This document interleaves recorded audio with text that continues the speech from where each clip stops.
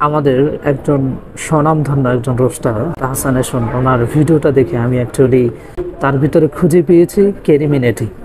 আমার মনে হয় যে ক্যারিমিনেটির থেকেও উনি আরও অনেক বড় রোস্টার, কারণ উনি যেভাবে ওনার ভিডিওকে উপস্থাপন করেছেন এবং প্রত্যেকটা পয়েন্ট তিনি এমনভাবে উপস্থাপন করেছেন সেখানে অ্যাকচুয়ালি আপত্তি করার কোনো সুযোগ নেই। আমি যখন তার ভিডিও দেখা শুরু করি তখন সর্বপ্রথম যে ক্লিপসটি তিনি ওয়ান করেছেন সেটি হচ্ছে যে ওই অন্যতম একজন টিচার, ওনার নাম হচ্ছে আয়মান সাদিক। আয়মান সাদিক উনি এক জায়গায় পালিয়েছিল এবং পালিয়ে গোপনে একটা ছিদ্র দিয়ে সে দেখতেছিল যে বাহিরে কীরকম আন্দোলন হচ্ছে।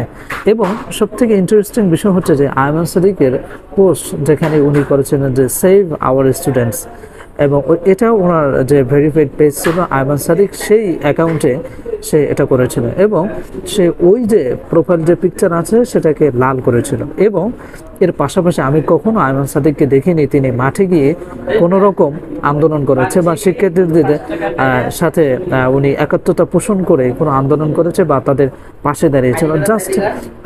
জাস্ট সে তার প্রোফাইল পিকচারকে লাল করেছে। এবং সবথেকে ইন্টারেস্টিং বিষয় হচ্ছে ওনার একটা পেজ আয়মান সাদিক সেটাকে উনি লাল করেছেন, আর আরেকটা অ্যাকাউন্ট যেটা 10 মিনিটস, যেটা বিভিন্ন কোর্স তারপর শিক্ষামূলক ভিডিও করা হয়, সেখানে সেই প্রোফাইল পিকচারটা উনি করেছেন কালো। মানে যদি শেখ হাসিনা যদি চলে যায় বা পালিয়ে যায় তাহলে উনি ছাত্রদেরকে বলবেন যে আমি আমার প্রোফাইল পিকচার লাল করে তোমাদের সাথে একাত্মতা পোষণ করেছি। এবং যদি শেখ হাসিনা কোনোভাবে যদি থেকেই যায় তাহলে সে এটা বলবে যে অ্যাকচুয়ালি আমি আমার 10 মিনিটস স্কুলের প্রোফাইল পিকচারকে আমি কালো করে আমি আওয়ামী লীগের পক্ষে ছিলাম, সুতরাং আমার কোর্সগুলো কেন।